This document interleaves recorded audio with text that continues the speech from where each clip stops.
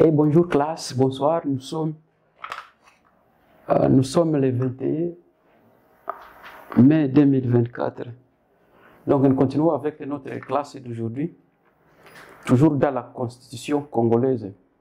Comme je vous avais dit la fois passée, c'est une éducation politique congolaise. Donc le sujet toujours sur la constitution congolaise, mensonge. La constitution congolaise. La constitution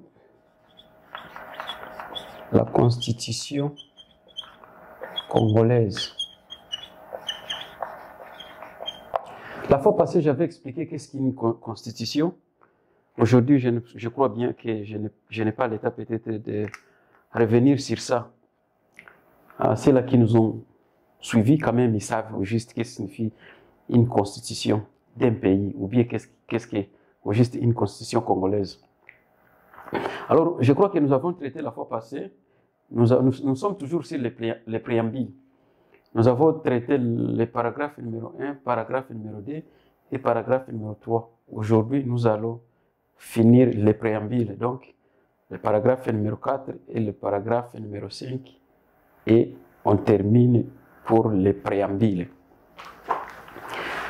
Qu'est-ce que le quatrième paragraphe nous dit? Le quatrième paragraphe dit que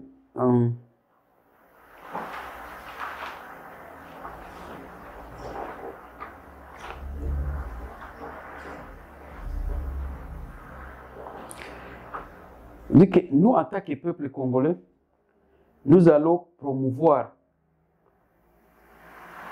l'avantage mutuel et la coopération internationale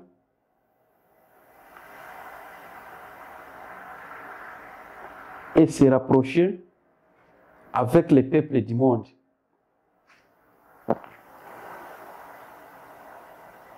Avec leur respect et l'identité, leur principale et souveraineté de leur territoire et de leur intégrité.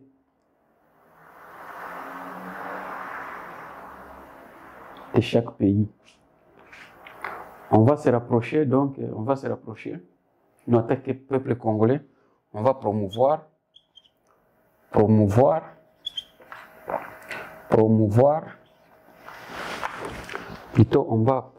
nous, en tant que Congolais, on va promouvoir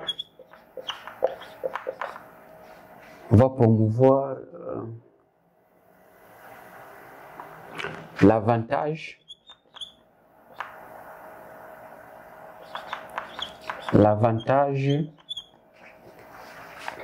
mutuel. L'avantage mutuel et la coopération internationale. Et la coopération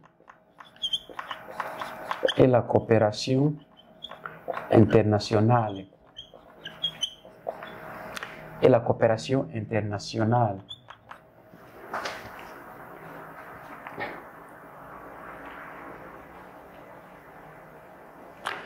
Donc, avec le monde entier,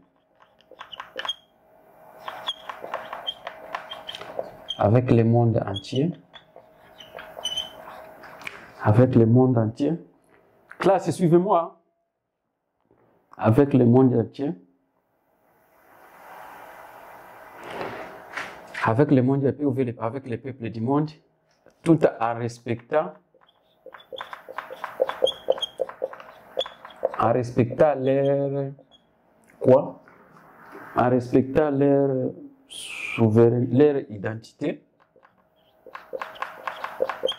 leur identité et souveraineté.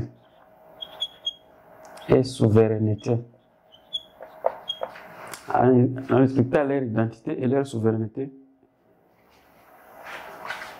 territoriale et intégrité.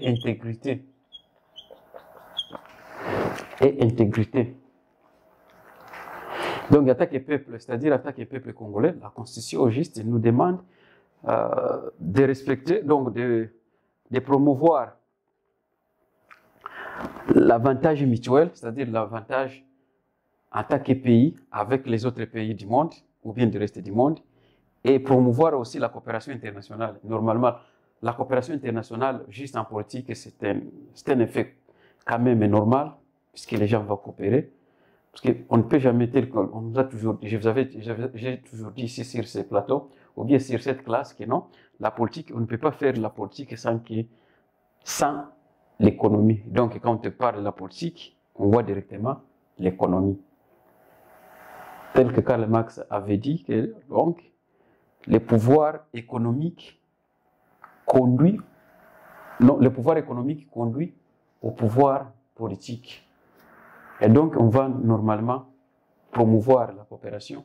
Il faut coopérer pays à pays, juste pour gagner quelque chose. Mais qui est le contraire chez nous?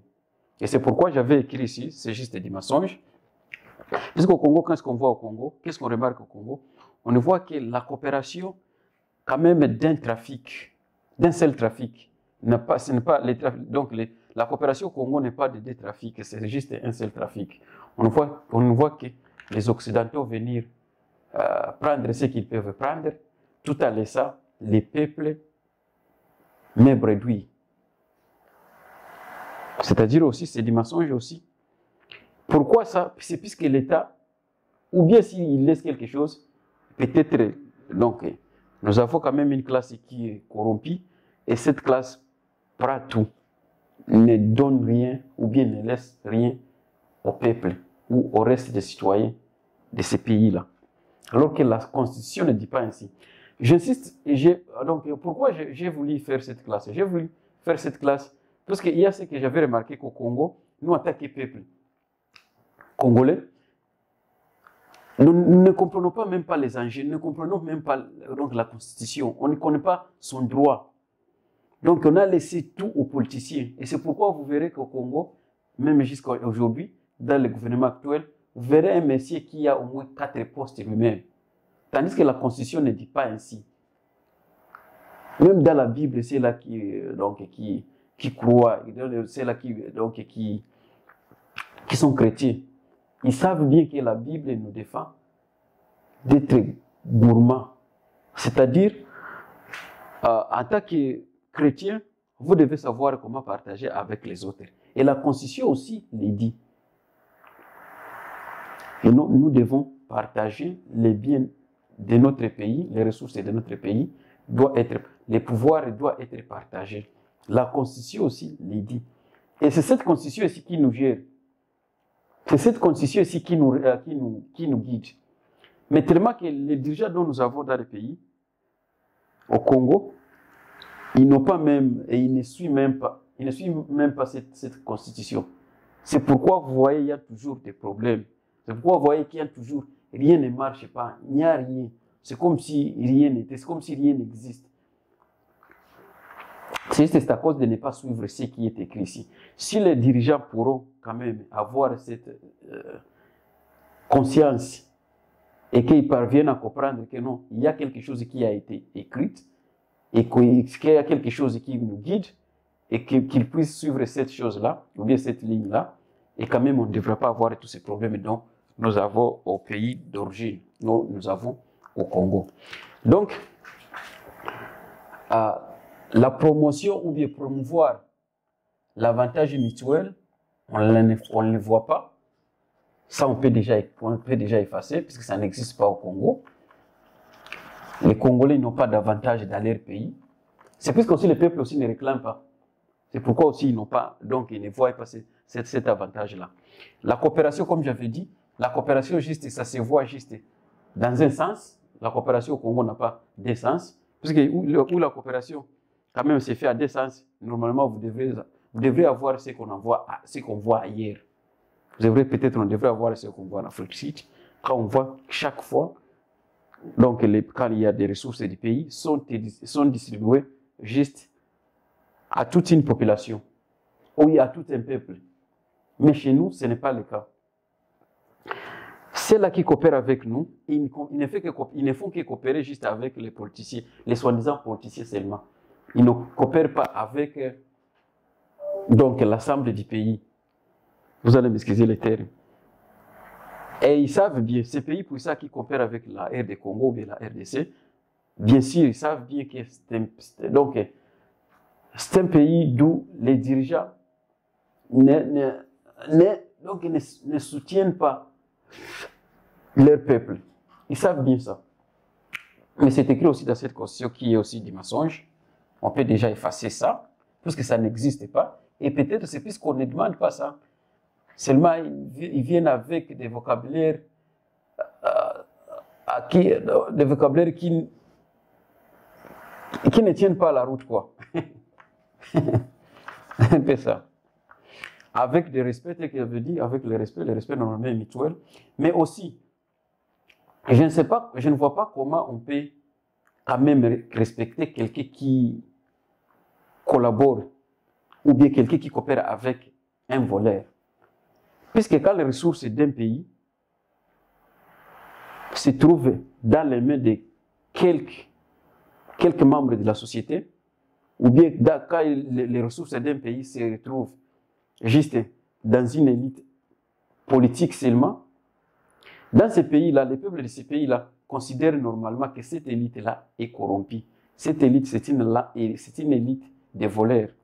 Alors, celui qui collabore ou bien celui qui coopère avec les voleurs, c'était aussi les salaires. On peut le prendre comme cela, on peut l'appeler comme cela. C'était aussi les salaires. On ne peut pas même les respecter. C'est pourquoi ceux-là qui collaborent avec, disons, ceux que nous voyons au pouvoir, on ne les respecte pas, c'est juste, puisqu'ils collaborent avec les voleurs. Puisque je me demande souvent des questions, pourquoi et comment les pays, tels que les pays démocratiques, même tels que les pays civilisés, tels que la Russie, tels que l'Amérique, tels que la Chine, tels que l'Allemagne, tels que la France, tels que l'Angleterre, comment ces pays-là, soi-disant pays démocratiques, soi-disant pays civilisés, soi-disant pays évolués, comment ils parviennent à coopérer avec un pays dont ils connaissent bien que ces pays-là ne servent pas à son peuple absolument rien, mais quand même ils décident de collaborer ou bien de coopérer avec. Je me demande souvent cette question-là. Jusqu'à maintenant, je n'ai pas encore eu peut-être la réponse. Et autre chose, il dit aussi d'identité ou souveraineté, tout à respecter les souverainetés de ces pays-là dont ils collaborent avec. Ça, c'est normal, normalement. Vous devez respecter quelqu'un dont vous collaborez avec. Là, on n'a pas beaucoup à parler. Et mais, ce qui aussi nous tire, ce qui tire notre attention, c'est juste la souveraineté. Quand il parle de la souveraineté, je crois que, bien sûr, vous pouvez collaborer avec un pays souverain. C'est tout à fait normal, mais tout en respectant leur territoire, mais on respecte les territoires plutôt d'autrui, quand aussi on respecte les vôtres. Parce que quand on ne respecte pas, on ne respecte pas notre territoire, normalement, on n'allait pas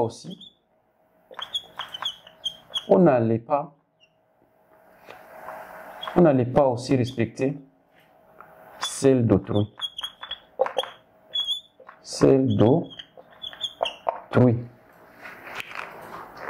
Kama mtu akuheshimia, usikose mtu akuheshimia. Mtu anaheshimia mtu kama mtu anakuheshimia. Kama unaona mtu akuheshimia, utamkamata na utamtrete tel kile.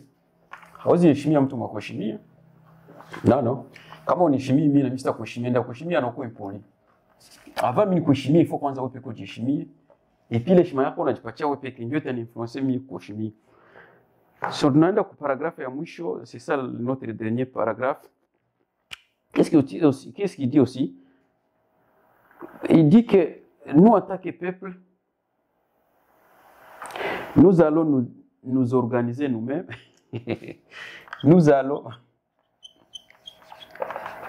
nous nous organiser.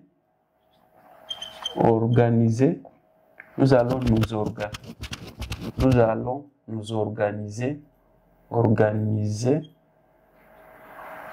Nous allons nous organiser nous-mêmes. Nous allons nous organiser nous-mêmes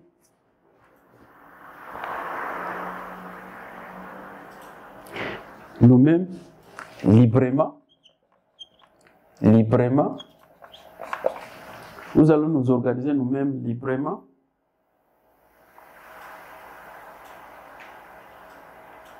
et développer notre politique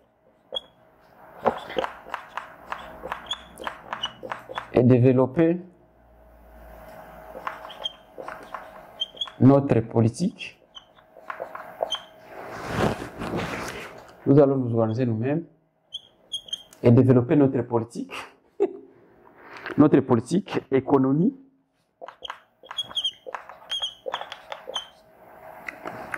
bon, si je vais écrire économie en anglais, économie,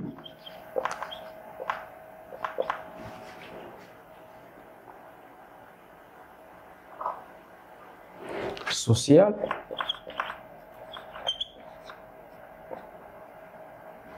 culture,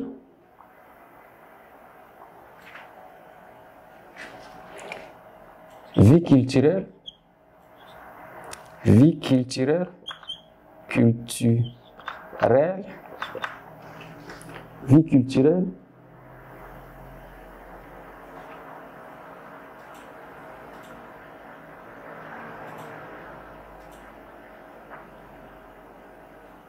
donc disons et vie culturelle. Yeah. Sociale et vie culturelle. Donc, je crois que cette phrase ici est très importante. Pourquoi la phrase est très importante? C'est puisqu'il y a les termes ici, liberté. Est-ce qu'au Congo, nous avons la liberté de s'organiser? Si on peut le dire, si on peut quand même se questionner. En tant que Congolais, si vous connaissez que vous êtes Congolais, donc d'origine, pas les Congolais qui sont en train d'arriver, j'ai dit les Congolais d'origine. Les Congolais, on appelle Wazalendo. À part nos amis, vous savez, nos amis congolais, non, à part nos amis congolais, est-ce qu'au Congo, il y a la liberté? Est-ce que ces pays puissants-là nous donnent cette occasion ou bien cette opportunité de s'organiser? Est-ce qu'il y a cette liberté? Je crois que la Constitution aussi nous ment, c'est du mensonge. C'est du mensonge, nous n'avons pas la liberté de s'organiser au Congo. Puisque toujours, quand les Congolais veulent faire quelque chose, il y a toujours des perturbations. Et vous écouterez que non, il y a les M23, non, pas les M23. Vous verrez que non, il y a, c'est pas moi, les RCD, c'est pas moi, il y a les FDL, c'est pas moi, il y a les CNDP, c'est pas moi, il y a les CNDD, c'est pas moi, il y a les CNDP, c'est pas moi, il y a toujours les F23, il y a toujours, quand on veut s'organiser. Donc au Congo, on ne peut pas s'organiser. Et cette constitution aussi ne devrait pas le dire. Et si on peut le dire, et pourquoi on ne laisse pas de s'organiser? C'est aussi du mensonge. Je crois que c'est le terme organisation ici aussi, c'est du mensonge. Il dit aussi développement. Est-ce qu'au Congo, il y a un développement? Est-ce qu'au Congo, il y a un développement? Je crois que je suis né. Depuis que je suis né, je n'ai jamais vu un développement, je n'ai jamais senti même une odeur de développement au Congo. Et je ne vois pas qu'est-ce qu'on va développer, à part peut-être la rhétorique, c'est juste la rhétorique. Mais au Congo, on ne développe absolument rien. Pourquoi? C'est puisque ce qui est écrit ici n'est pas suivi, ou bien c'est puisque ce qui est écrit ici, dans la Constitution, c'est des mensonges. C'est un peu ça. Alors qu'on ne vienne pas nous dire que non, vous savez, il y a la Constitution, non, vous savez, tel article dit ainsi. Ce sont des slogans des politiciens qui veulent juste défendre leurs intérêts. À part ça, je ne vois pas donc l'utilité de cette constitution ici. Parce que ce qui peut avantager tout le monde, ce qui est l'intérêt national ou bien l'intérêt de tout le monde, d'où chaque citoyen du pays doit bénéficier, au juste, on ne tire pas attention sur ça. C'est pourquoi je dis ça que non, il n'y a pas un développement au Congo. Cette constitution ne devrait pas nous dire, ou bien ne devrait pas quand même avoir même ce terme développement. Et il y a aussi le terme dont on dit économie. Nous n'avons pas la liberté de notre économie, puisque à part, donc, je ne dirais pas seulement le Congo, mais je crois que l'Afrique entière, les termes économie, ce n'est pas les Africains qui décident pour leur économie. Non, l'économie africaine, particulièrement congolais, est décidée ailleurs. Est décidée ailleurs, pas au Congo. Nous n'avons pas l'économie, puisque nous ne produisons rien. Donc au Congo, on ne peut jamais parler de l'économie alors qu'on ne produit rien, alors qu'on n'est pas organisé juste pour avoir accumulé cette économie-là. Parler de l'économie, c'est juste, c'est comme si quelqu'un qui est en train de se mentir lui-même. Mais je ne vois pas l'économie, ou je ne vois pas quelle sorte d'économie dont on peut parler dans la République à démocratiser du Congo. Donc, d'une manière globale, on ne peut jamais parler de l'économie au Congo, puisque rien ne s'est fait pour cette économie. Et l'économie dont nous connaissons, c'est peut-être cette aide-là qui vient toujours à l'étranger avec des conditions. Peut-être ça l'économie. Mais de ma part, je ne vois pas l'économie congolaise. Vous allez m'excuser. C'est là peut-être qui vont me comprendre ou bien qui vont m'écouter d'une manière un peu différente par rapport à ce que je parle. Vous allez m'excuser, mais je ne vois pas l'économie au Congo. Donc, le terme aussi économie, c'est du mensonge. Il y a du social. Quand on dit du social, je ne vois pas du social. Ce que je vois, c'est toujours, je ne vois pas le social dont on parle ici. Ici aussi, sur le culturel, la vie culturelle, je ne vois pas, même le social, la vie culturelle, je ne vois pas, puisque nous avons tous ces ministères-là, mais qui ne font absolument rien. C'est juste la rhétorique, comme je vous avais dit. Vous allez écouter, on va vous dire que nous avons un ministre de l'Affaires sociales. Maintenant, quand tu vas au Congo observer ces sociales-là, vous verrez absolument rien. Les gens ne gagnent absolument rien. Les peuples ne gagnent absolument rien. Donc, quand on parle du social, c'est aussi du mensonge, mais c'est écrit dans cette constitution. Alors, les Congolais doivent savoir ça. Mais tout ce qui est écrit ici, c'est juste, c'est ça un État, c'est ça. Donc, le Congo, c'est ça un pays. C'est ça le fonctionnement des pays. Le Congo devrait être ainsi. Mais tellement que nous avons des corrompus, nous avons les gens quand même qui sont arrivés au pouvoir par le miracle, et ils ne savent pas juste comment servir le peuple. Alors tout ce qui est écrit ici, normalement ça devrait être à l'intérêt ou bien ça devrait servir le peuple. Mais comme nous avons des ignorants au pouvoir, et voilà comment la constitution elle-même devient du mensonge, une constitution mensongère. C'est puisque c'est là qui veillent sur la constitution, ne les faut pas.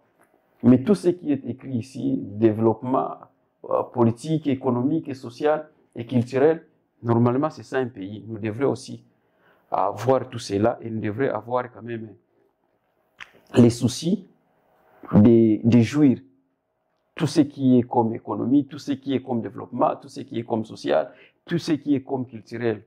Malheureusement, ce n'est pas le cas. Vous allez m'excuser. Ce que nous dit la Constitution. Alors, la dernière phrase, il dit aussi que le Congo, ce qui se dit que le Congo, je crois que ça sera le dernier paragraphe. Dans la même Constitution, la dernière phrase de la Constitution, il dit quoi? Il dit que nous, en tant que peuple, ou bien nos leaders, doivent être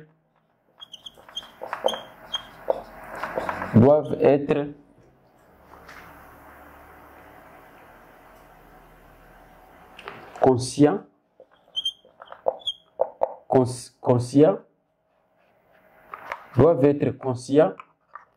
de leurs responsabilités. Doivent être conscients de leurs responsabilités devant Dieu. Ils sont même allés très loin. Devant Dieu. Ils ont allé même très loin. Ils disent le terme Dieu. devant Dieu et devant la nation. Devant Dieu et devant la nation.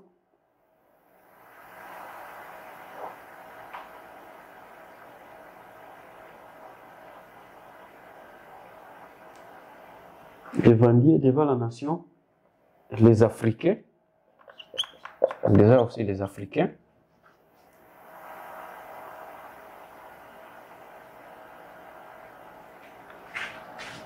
et le monde.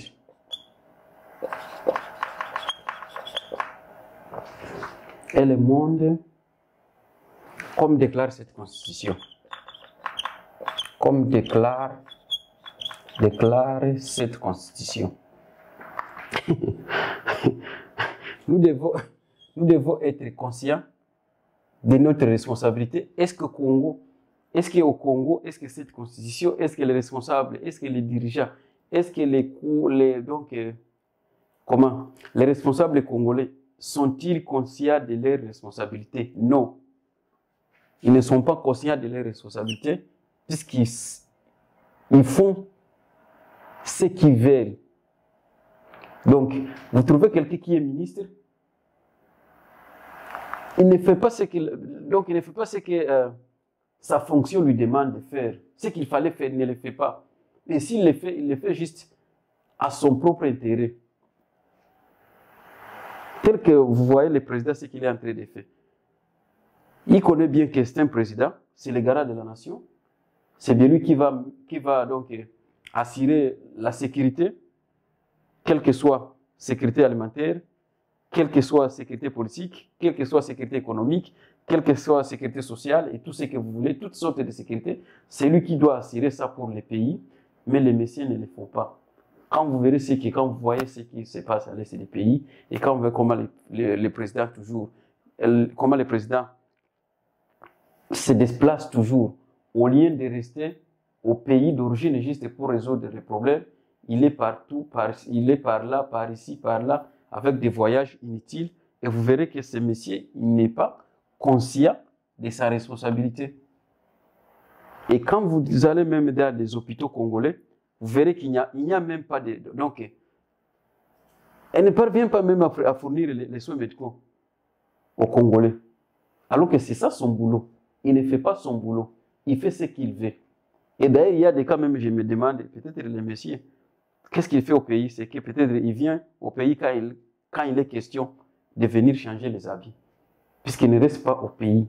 Il est toujours, vous l'attendrez aujourd'hui dans tel pays, le lendemain dans tel pays, les jours qui vont suivre dans tel pays. Donc, c'est un va-et-vient.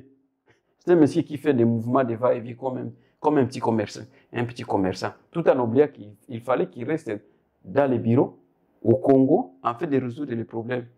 Il n'est pas conscient de ses responsabilités devant Dieu, mais même Dieu aussi il connaît que ce monsieur ici n'est pas responsable.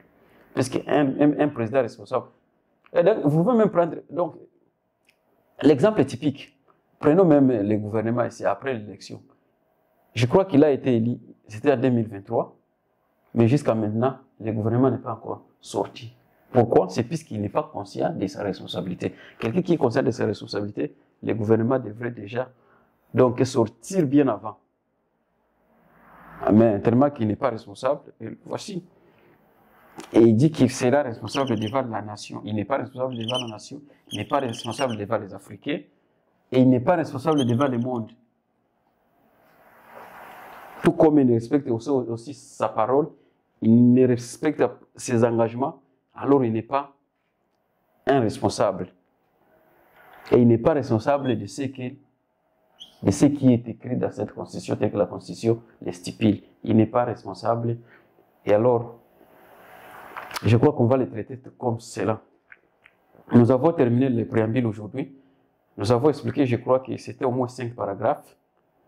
Mais l'objectif ici, c'est pour faire connaître les Congolais qu'ils ont le droit de savoir ce qui est écrit dans la Constitution.